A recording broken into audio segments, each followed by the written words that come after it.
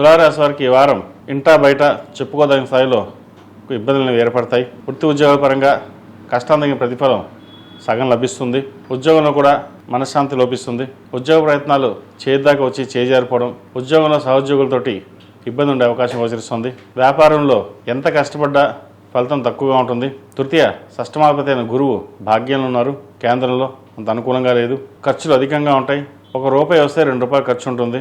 వ్యాపారం చేద్దాం మాందాం అన్న భావనలు ఉంటారు. ఒకప్పుడు మన కింద పనిచేసిన వాళ్ళే ఎదిరించడం, మనకు సపోర్ట్ చేసిన వాళ్ళు, మనం వాళ్ళకి సపోర్ట్గా ఉన్నవాళ్ళు ఎదిరించడం అనేది కాస్త బాధాకరంగా ఉంటుంది. ఎన్ని ప్రయత్నాలు చేసినా విఫలమవుతుందన్న భావన ఏర్పడుతుంది. అయితే ఇది తాత్కాలికమేనండి. భవిష్యత్తు బాగుంటుంది. ఏదైనా ఒక ప్రణాళికబద్ధంతో ఆలోచించి నిర్ణయాలు తీసుకోవడం చెప్పదగినది. వ్యాపారం కావచ్చు, ఉద్యోగం కావచ్చు, ఏదైనా సరే 1-2 సార్లు ఆలోచించి నిదానంగా నిర్ణయాలు తీసుకోవడం చెప్పదగినది. వ్యాపారం పుంజుకున్నట్టే ఉంటుంది, లాభాలు వస్తున్నట్టు అనిపిస్తుంది, మళ్ళీ చేజారిపోతుంది. ఇటువంటి పరిస్థితుల్లో దైవానుగ్రహం ఒక్కోసారి దేవుడి మీద నమ్మకం కూడా పోతుంది. ఇంత కష్టపడతాం మన దైవానుగ్రహం లేదేమో అని భావన ఉంటుంది. ప్రస్తుత గ్రహగతులు ఇచ్చా అంత బాగాలేదండి. ఇది తాత్కాలికమే. తర్వాత భవిష్యత్తు బాగుంటుంది.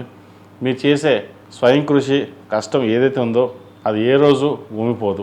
దాని తగ్గ ఫలితాలు కంపల్సరీ తప్పకుండా లభిస్తాయి కూడా. సహనం, ఓర్పు అనేది కాస్త ఉండడం అనేది చెప్పదగిన సూచన. అదేవిధంగా ప్రభుత్వ రంగంలో ఉన్న వారికి ట్రాన్స్ఫర్ కావచ్చు, పై అధికారులతోటి ఒత్తిడి ఎక్కువ ఉండే అవకాశం గోచరిస్తుంది. భూ సంబంధించిన వ్యవహారాలు కూడా కాస్త ఇబ్బంది పెడతాయి. లోన్ల విషయంలో చేద్దాకా వచ్చి చేజారిపోవడం, అప్పుల వాళ్ళు ఇబ్బంది పడడం ఇటువంటివి జరుగుతుంటాయి. అయితే వారాంతంలో ఒక శుభవార్తలు వినే అవకాశం గోచరిస్తుంది. ఈ రాశిలో మించిన విద్యార్థులకు ఫలితాలు బాగున్నాయని చెప్పచ్చు.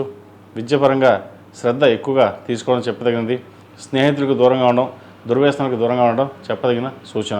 చదువు మీద శ్రద్ధ వహించినట్లయితే భవిష్యత్తు బాగుంటుంది. ఈ రాశిలో జన్మించిన స్త్రీలకు వృత్తి ఉద్యోగాల పరంగా, వ్యాపార పరంగా అనుకున్న స్థాయిలో ఇబ్బందులు అనేవి ఉంటాయి.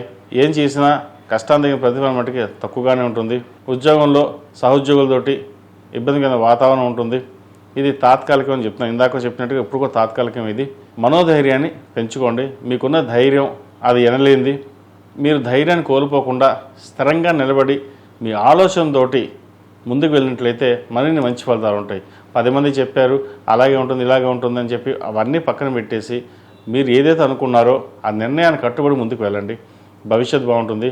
వ్యాపారం ప్రథమార్థం కంటే వారాంతంలో కాస్త మంచి ఫలితాలు సంప్రాప్తించే విధంగా గ్రహగతులు గోచరిస్తున్నాయి. అదేవిధంగా స్థిరాస్తి సంబంధించిన వ్యవహారాలు, గృహ సంబంధించిన వ్యవహారాలు సానుకూల పడతాయి. భూమిని కొనుగోలు కానీ అమ్మడం కానీ జరుగుతుంది. వచ్చిన ధనం తోటి కొన్ని అప్పులు తీర్చే అవకాశాలు గోచరిస్తున్నాయి. సేవింగ్స్ రూపేనా ఎవరికి రూపాయి అప్పు ఇవ్వకుండా ఉండడం మంచిది. భాగస్వామ్య వ్యాపారాలు చేసే వాళ్ళైతే దగ్గరుండి ఫైనాన్షియల్గా అన్నీ చూసుకోవడం చెప్పదగిన సూచన. సినీ కళా రంగాల వారికి, సాఫ్ట్వేర్ రంగం వారికి, కాస్మెటిక్స్, బ్యూటీషియన్స్, ఆర్టిఫిషియల్ ఇంటెలిజెన్స్ ఈ రంగాల వారికి ఈ వారం సానుకూల పరిస్థితులు గోచరిస్తున్నాయి. ఈ రాశివారు ప్రతిరోజు ప్రతినిత్యం ఓం నమో నారాయణ ఒత్తులతో దీపారాధన చేయండి. మంచి ఫలితాలు ఉంటాయి. దక్షిణామూర్తి రూపుని మెడలో వేసుకోండి. మంచి ఫలితాలు సంప్రాప్తిస్తాయి. ఈ రాశిలో జన్మించిన వారికి కలిసి వచ్చే సంఖ్య 7, కలిసి వచ్చే రంగు గ్రీన్. ఏదైనా పని మీద బయటకు సోమవారం కానీ గురువారం కానీ వెళ్ళండి. మంచి ఫలితాలు సంప్రాప్తిస్తాయి. ఈ పూజా స్టోర్.in పసుపు కుంకుమ నుంచి దేవతా విగ్రహాల దాకా అన్ని రకాల పూజలు, వ్రతాలు, వివాహం, గృహప్రవేశం, హోమాది శుభకార్యాలకు కావలసిన పూజా సామాగ్రి అంతా ఒక్క క్లిక్తో మీ ఇంటి వద్దకే. నేడే ఆర్డర్ చేయండి మీ ఈ పూజా స్టోర్.in లో.